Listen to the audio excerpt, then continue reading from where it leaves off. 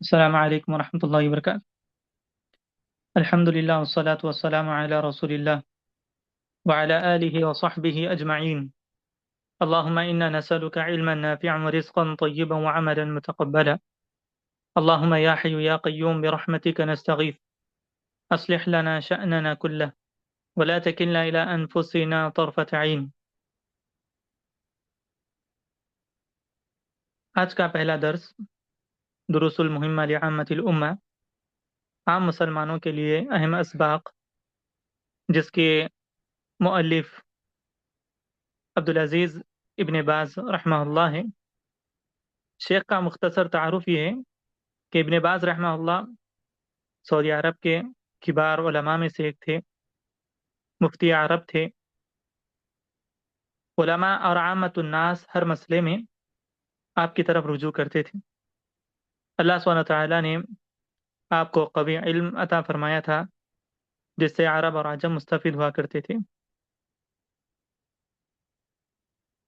اللہ رب العالمین نے آپ کی اخلاص اور آپ کی للہیت کی وجہ سے سارے عرب بلکہ سارے عجم میں، عرب و عجم میں آپ کی مقبولیت کو لوگوں کے دلوں میں ڈالا، اور اللہ رب العالمین نے آپ سے بہت سے علمی خدمات اللہ رب العالمین نے آپ سے لی۔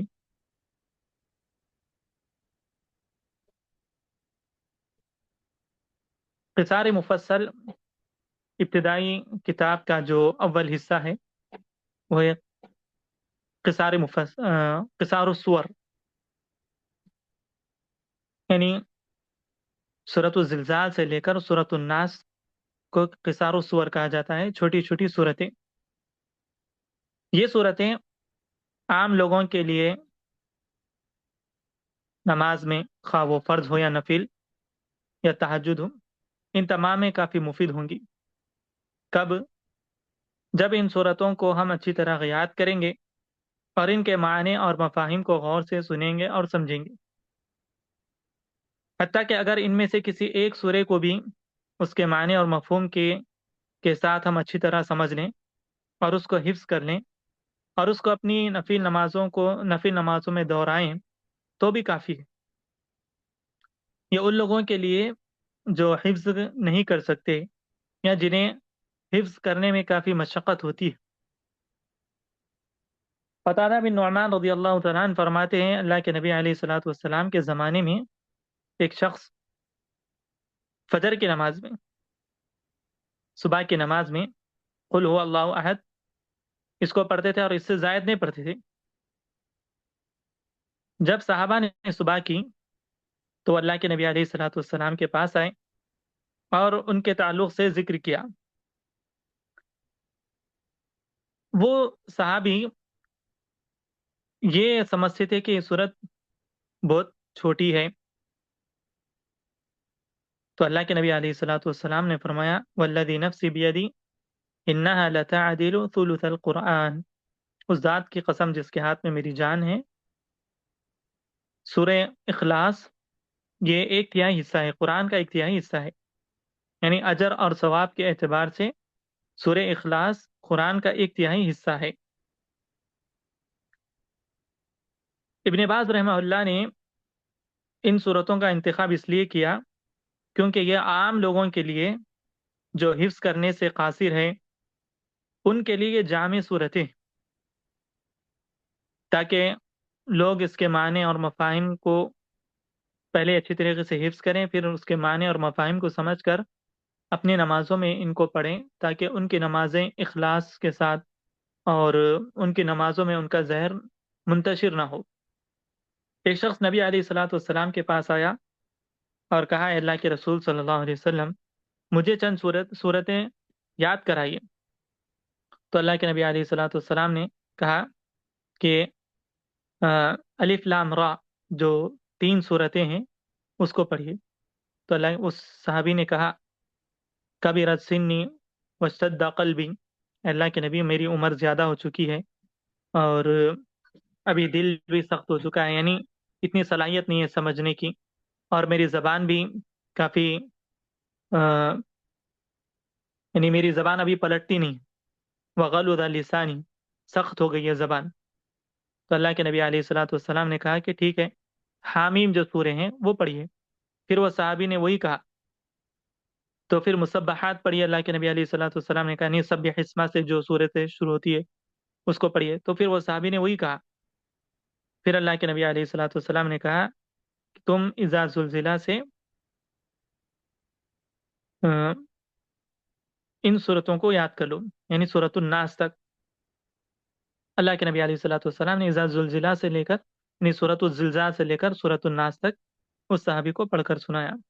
جب اللہ کے نبی علیہ الصلوۃ والسلام فارغ ہوئے تو انہوں نے کہا والذی بعثک بالحق لا ازید علیہ ابدا، اس ذات کی قسم جس نے آپ کو حق کے ساتھ بھیجا ہے میں اس سے زائد نہیں کروں گا.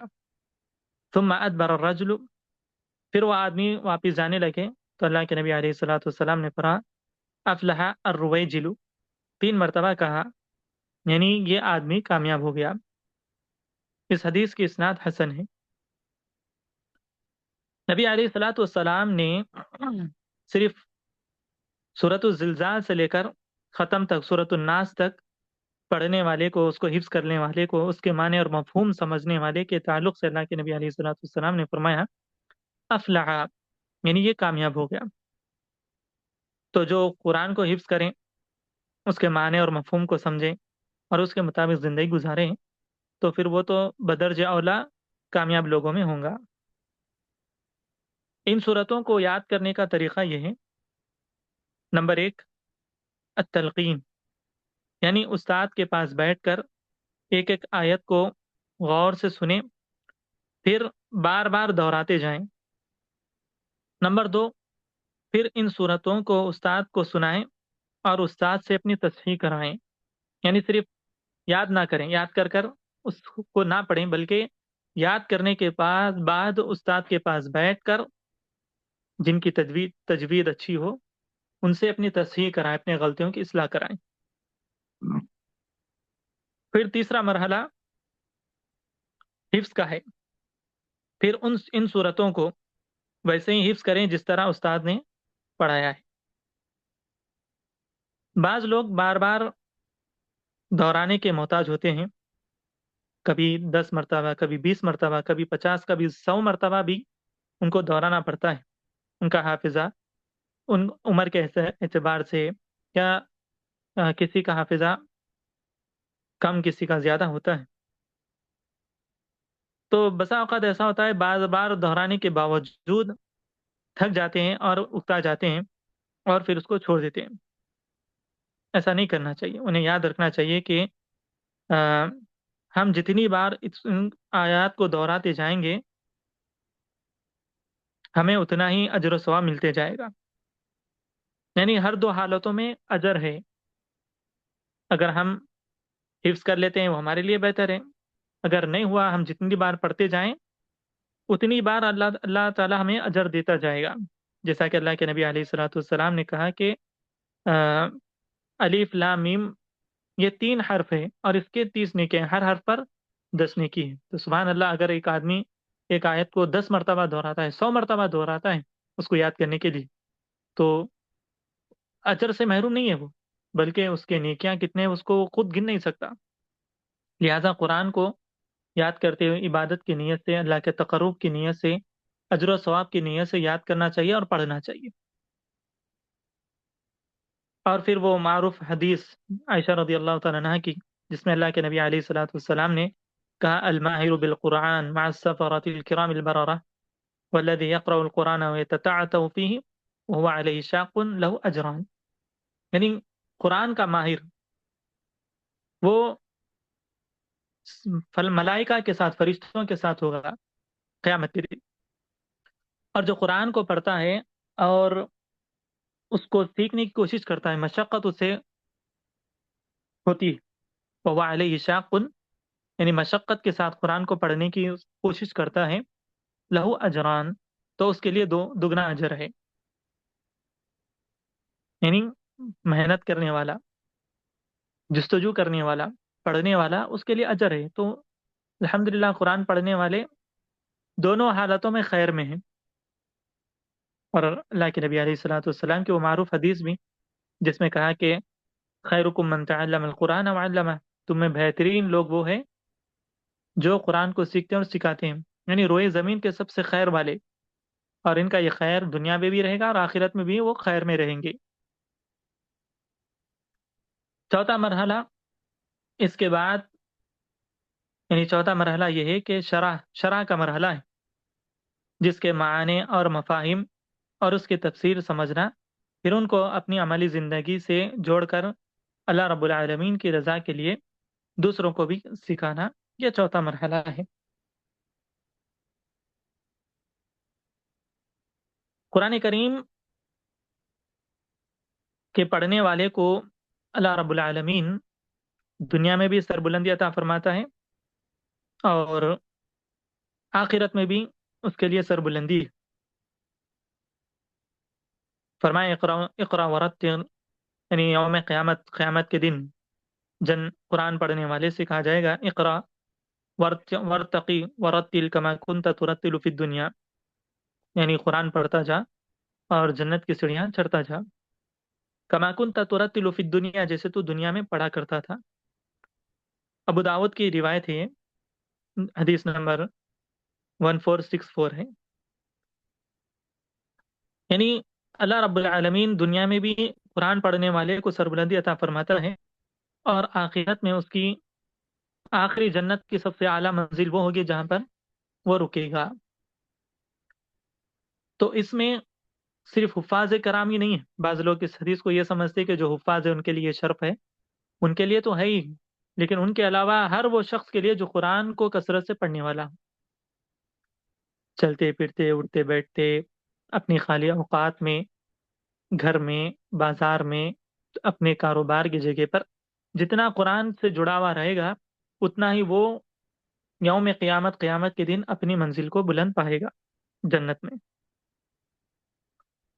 اور یہ قرآن پڑھنے والے کے لیے سفارشی بھی ہے، جیسا کہ صحیح مسلم کی حدیث ہے، حدیث نمبر 2120، اقرا اقرا القرآن فإنه یأتی یوم القیامہ شفیعا لاصحابہ، اللہ کے نبی علیہ الصلوۃ والسلام نے فرمایا کہ تم قرآن پڑھو، کیونکہ قرآن اپنے پڑھنے والے کے لیے قیامت کے دن سفارشی ہوگا۔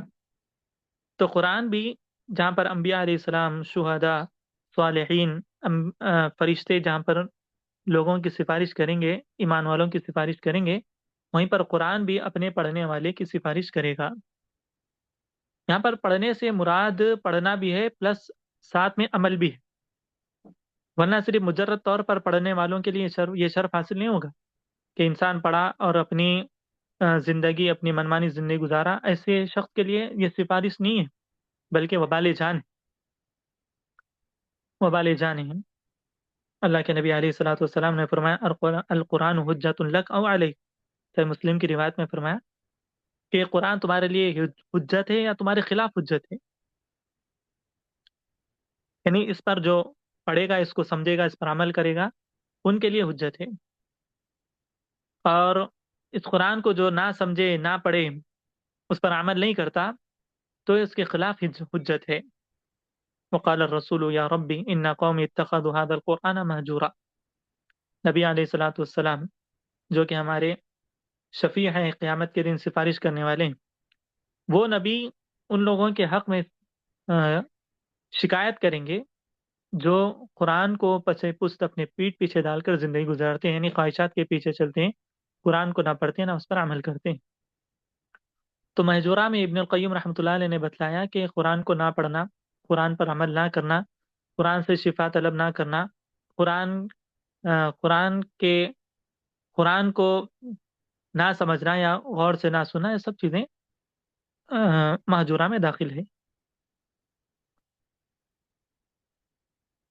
تو یہ قرآن دنیا میں بھی سربلندی ہے، آخرت میں بھی سربلندی ہے، جیسا کہ صحیح مسلم کی روایت میں اللہ کے نبی علیہ الصلوۃ والسلام نے فرمایا ان اللہ یرفع بهذا الكتاب اقواما ويضع به آخرین، اللہ نے اللہ تعالیٰ اس قرآن کے ذریعے بہت سوں کو سربلندی عطا فرماتا ہے، اور بہت سے لوگ اس قرآن کے ذریعے ذلیل بھی ہوتی ہیں، یعنی جو اس کو پڑھے نہیں، نہ اس کو پڑھے نہ اس پر عمل کیے، تو وہ لوگ دنیا میں ذلیل وخوار ہوں گے۔ صحابہ کرام، تابعین، تبع تابعین، ائمہ و محدثین، ان تمام نے قرآن کو پڑھا، اس کو تھاما، اس کی سربلند، اس کو اس کے مطابق انہوں نے اپنی زندگی گزاری